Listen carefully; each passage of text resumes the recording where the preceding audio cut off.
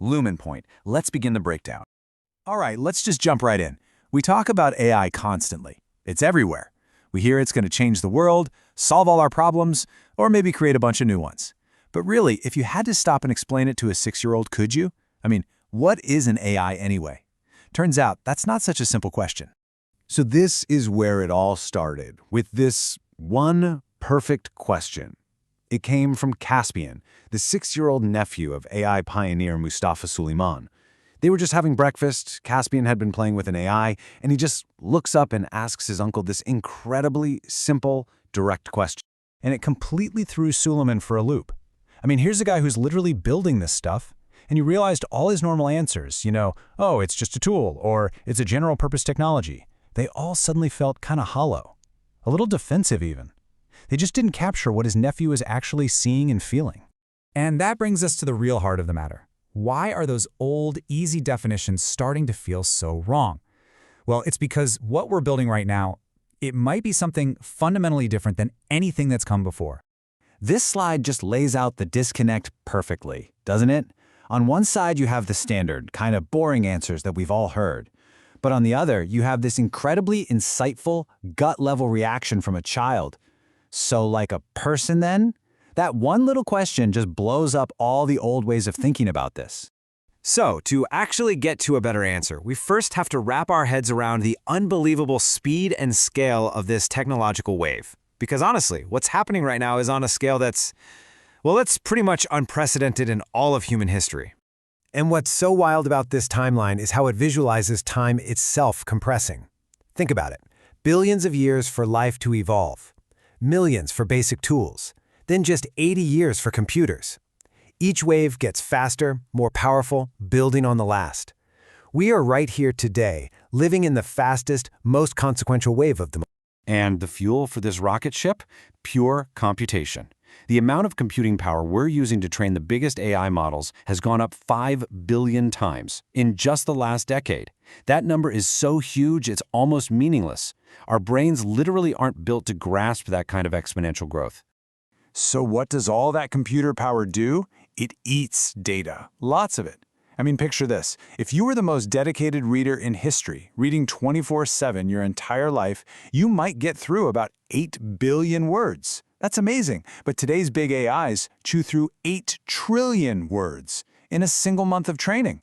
That's 1,000 human lifetimes of reading consumed in 30 days.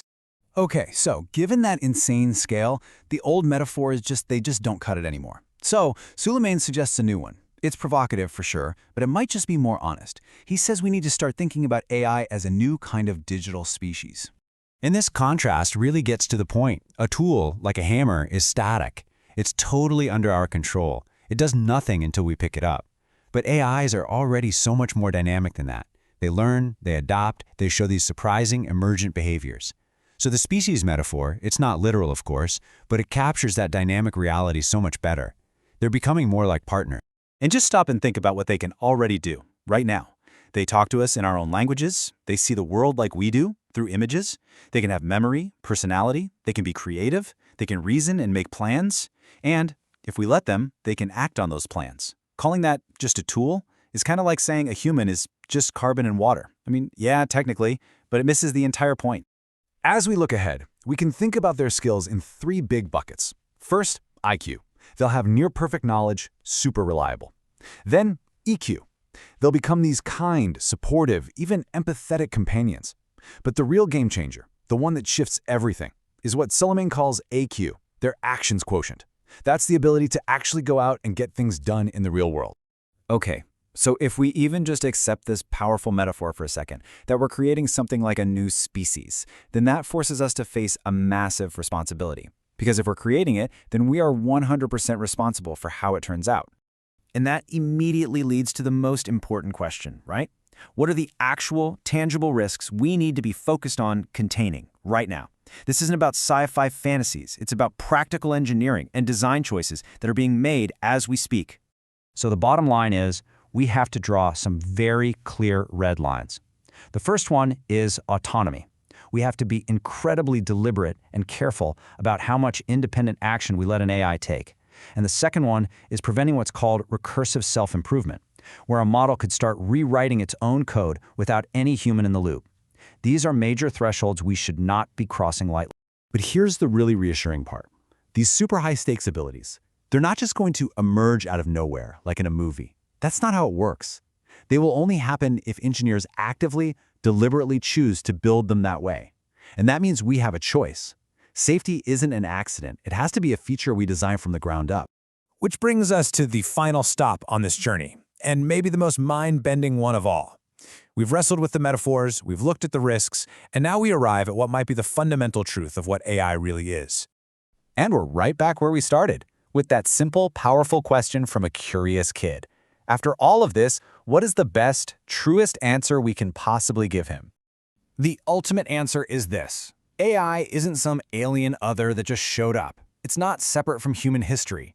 In the deepest sense possible, AI is us. It's a reflection of all of us. So, what is an AI?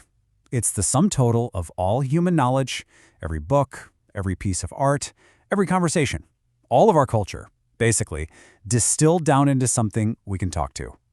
It's a mirror that reflects our entire civilization, the good, the bad, the brilliant, the ugly, all of it, all at once. And that leaves us with the most important question of all, doesn't it? As we build this mirror, this reflection of who we are making choices. What parts of humanity, our empathy, our wisdom, our flaws, our biases, are we choosing to include in that reflection? That is the greatest challenge and without a doubt the greatest opportunity of our time. Fuel your curiosity. Subscribe for the explanation. Stay for the knowledge.